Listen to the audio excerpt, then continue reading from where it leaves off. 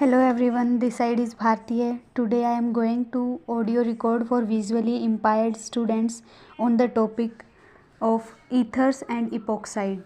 So let us start. Firstly हम introduction के बारे में बात करेंगे. Organic compounds having COC as the functional group are called ethers. Their general formula is ROR-, where R and R- may be same or different alkyl or aryl group, or one of them may be alkyl group and the second one is aryl group. The divalent oxygen is also called the ethereal oxygen. Ether in which the groups R and R- are the same are called simple or symmetrical ethers, while those in which groups R and R- are different are called mixed or unsymmetrical ethers. ये बोल रहा है कि जो जिन group में R और R- same होता है उसे हम सिंपल और सिमेट्रिकल ईथर बोलते हैं, यानी कि दोनों एल्काइल पार्ट हैं R और R- तो हम उनको सिंपल सिमेट्रिकल ईथर्स बोलते हैं. और अगर एक ग्रुप का आर जो है वो ग्रुप में एक आर जो है वो एल्काइल है और एक एराइल है तो उसको हम डिफरेंट होते हैं उसको हम मिक्स्ड और अनसिमेट्रिकल ईथर बोलते हैं. एग्जाम्पल के लिए जैसे इसमें है ये आर है और ये R- है तो ये दोनों सेम है, इसको हम सिमेट्रिकल बोलेंगे. डाई इथाइल ईथर नाम होता है इसका. ठीक है. डाईफिनाइल ईथर को देखें हम तो ये भी सेम है, सिमेट्रिकल है, क्योंकि ये आर और R- इस ग्रुप में जो सेम हैं. अब बात करते हैं हम इथाइल मिथाइल ईथर की. इथाइल मिथाइल ईथर में क्या होता है, जो आर ग्रुप है, आर पार्ट है वो है इथाइल और R- पार्ट है वो है मिथाइल. ठीक है, तो हम इसको इथाइल मिथाइल ईथर बोलते हैं और ये अनसिमेट्रिकल होता है. और लास्ट वन इज़ ये भी अनसिमेट्रिकल है. The example of it methyl propyl ether. इसमें क्या होता है, जो आर है वो तो है C6H5 और R- है वो CH3 है. ठीक है, तो ये डिफरेंट हो गया. Ethyl may be regarded as functional isomer of alcohol. For example both dimethyl ether CH3O CH3 and ethyl alcohol CH3CH2OH have the same molecular formula C2H6O but different functional group. ये जो ethyl dimethyl ether है और ethyl alcohol है, इनका जो structural formula है, molecular formula है वो सेम है, स्ट्रक्चरल फार्मूला डिफरेंट है. ठीक है, अब इसकी क्लासिफिकेशन की बात करते हैं हम. ईथर में भी broadly classified into the following 3 categories. 3 categories में ईथर को जो वो क्लासिफाई किया गया है. Aliphatic ethers, cyclic ethers and second one is aromatic ethers. Aliphatic ethers वो होते हैं इन विच आर और R- में भी सैचुरेटेड और unsaturated group derived from aliphatic hydrocarbons. ऐसे ग्रुप जो कि एलिफेटिक हाइड्रोकार्बन से ड्राइव किए गए हैं और आर और R- सैचुरेटेड हो सकते हैं और अनसैचुरेटेड भी हो सकते हैं. सैचुरेटेड की बात करें हम तो ये इथाइल मिथाइल ईथर का एग्जाम्पल है सैचुरेटेड.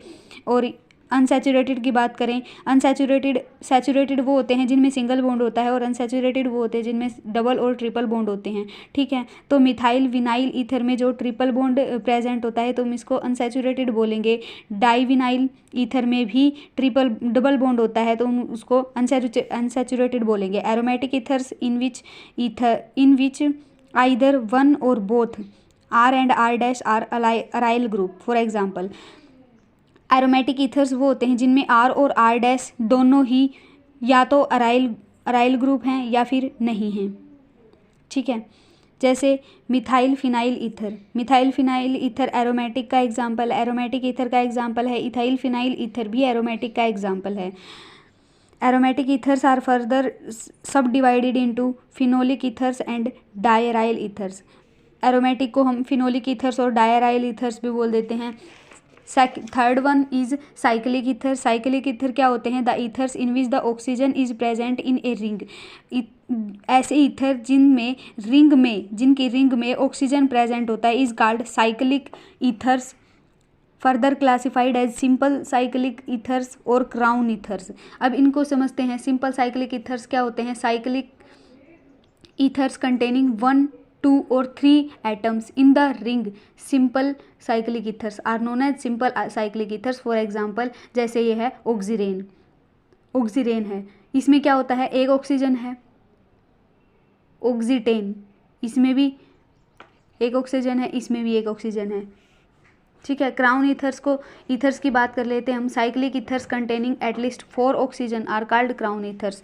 ऐसे ईथर्स जो कि 4 ऑक्सीजन को कंटेन किए हुए होते हैं उनको हम क्राउन ईथर्स बोलते हैं। जैसे यहाँ इस स्ट्रक्चर में 12 क्राउन 4, यहाँ पे 4 रिप्रेजेंट करता है 4 ऑक्सीजन को और 12 रिप्रेजेंट करता है 12 कार्बन एटम्स को। अब नोमेनक्लेचर की बात करते हैं हम। नोमेनक्लेचर में ओपन चेन और असाइक्लिक ईथर होते हैं। कॉमन नेम्स में the common names of ether are derived by the naming of 2 alkyl और aryl group linked to the oxygen atom in aliphatic order and adding the word ether. In case of symmetrical, the prefix di is used before the name of alkyl or aryl group. ये बोलता है जो symmetrical ethers होते हैं उनको हम prefix die लगाकर use करते हैं नेमिंग करने के लिए।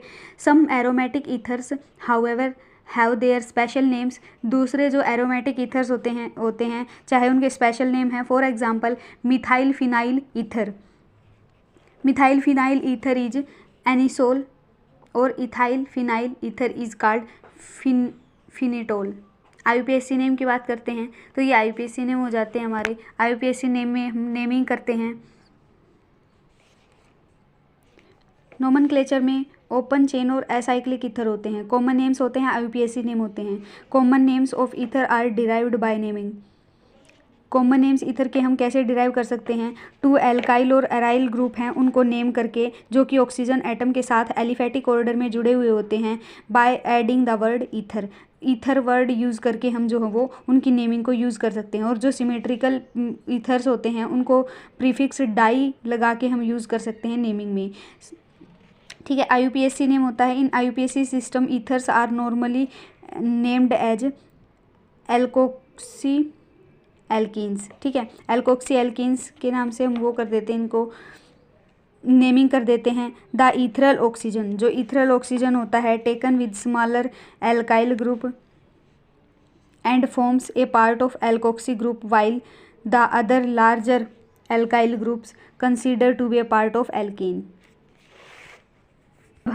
अब हम ईथर्स के जो वो फॉर्मेशन के मेथड ऑफ फॉर्मेशन के बारे में पढ़ेंगे। जो फर्स्ट रिएक्शन है वो है from alkyl halide. Alkyl halide से हम ईथर को कैसे अचीव कर सकते हैं, तो इसमें जो फर्स्ट रिएक्शन है वो विलियमसन सिंथेसिस है।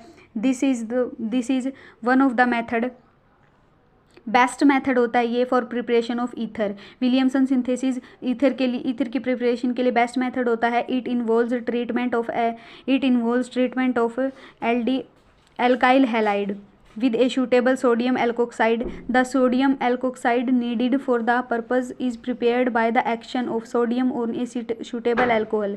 The reaction in fact involves the nucleophilic displacement या substitution of the halide ion from the alkyl halide by the alkoxide ion by SN2 mechanism. इसमें जो हो SN2 mechanism होता है। इसमें जो रिएक्शन होती है वो किस किस की होती है, एल्काइल हैलाइड और सोडियम एल्कोक्साइड की होती है। जो सोडियम एल्कोक्साइड है वो प्रिपेयर्ड किया जाता है सोडियम सूटेबल अल्कोहल के साथ। ठीक है, जैसे ये अल्कोहल है, हम सोडियम की रिएक्शन करते हैं तो हमें इससे मिलता है सोडियम एल्कोक्साइड और हमारी हाइड्रोजन गैस जो रिलीज हो जाती है। This method can be used for preparation of both symmetrical and unsymmetrical ethers. For example sodium ethoxide plus है इथाइल ब्रोमाइड, सब्सटीट्यूशन करेंगे 330 केल्विन पे तो हमें मिलेगा डाई इथाइल ईथर। अब हम बात करते हैं reaction of alkyl halide with dry silver oxide. Ethers can also B prepared by heating N alkyl halide with dry silver oxide. जो ईथर हैं वो हमें कैसे मिल सकते हैं, एल्काइल हैलाइड को हम ड्राई सिल्वर ऑक्साइड के साथ हम हीट कर दें तो उनसे हमें ईथर्स मिल जाते हैं। जैसे कि है इथाइल ब्रोमाइड, एल्काइल हैलाइड है ना, तो इसकी जगह पे हम इथाइल ब्रोमाइड लेंगे और सिल्वर ऑक्साइड के साथ हम इसको हीट करवाएंगे तो हमें डाई इथाइल ईथर मिल जाएंगे और प्लस में बाई प्रोडक्ट के रूप में हमें 2 मॉलिक्यूल्स ऑफ AgBr मिल जाएंगे।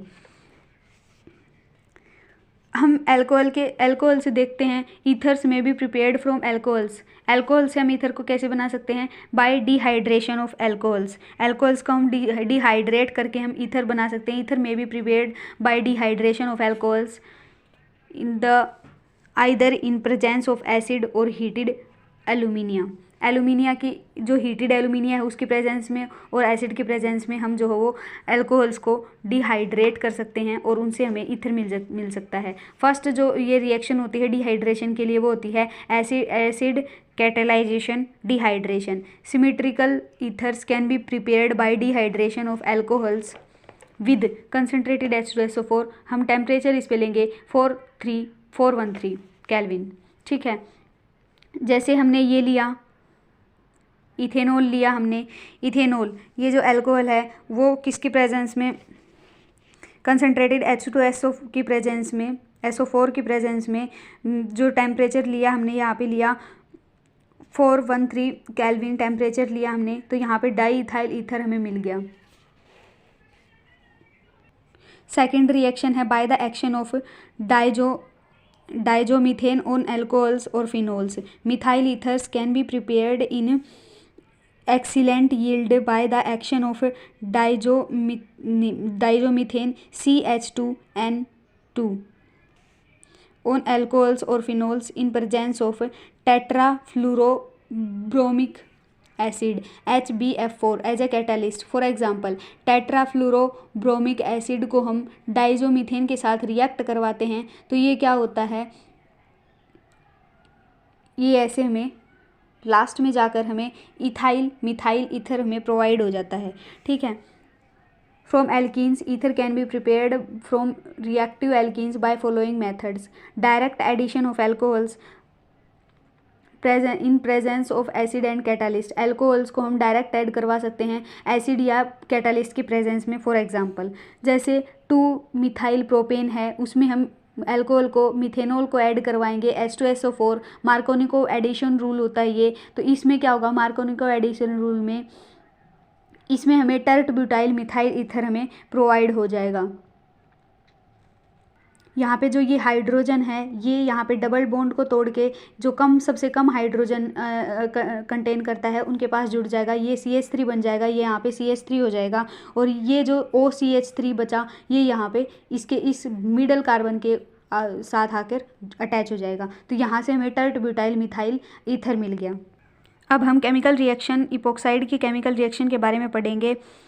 Acyclic ethers and cyclic ethers containing 5 and 6 membered rings such as tetrahydrofuran and 1,4-dioxane are quite inert and are often used as solvent। जो ये नाम अभी बोले मैंने 1,4-dioxane और टेट्राहाइड्रोफ्यूरेन, ये जो हैं वो सोलवेंट के रूप में यूज़ होते हैं और जो एसाइल ईथर होते हैं साइक्लिक ईथर होते हैं वो कंटेन किए होते हैं 5 और 6 मेंबर्ड रिंग को। ठीक है, 3 membered cyclic ethers that is epoxide. 3 membered जो साइक्लिक ईथर हैं उनको हम इपोक्साइड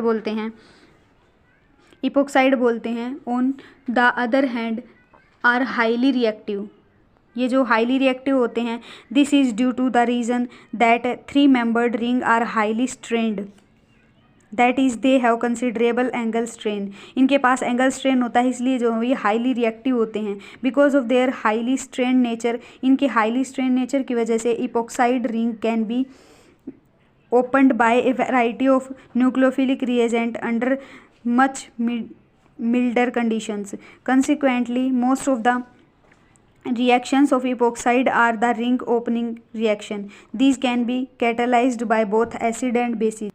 और बहुत सारी मिल्डर कंडीशंस की प्रेजेंस में जो हो इपोक्साइड को हम ओपन कर सकते हैं न्यूक्लियोफिलिक रिएजेंट डालकर। ठीक है, सबसे पहले रिएक्शन होती है acid catalysed ring cleavage of epoxide.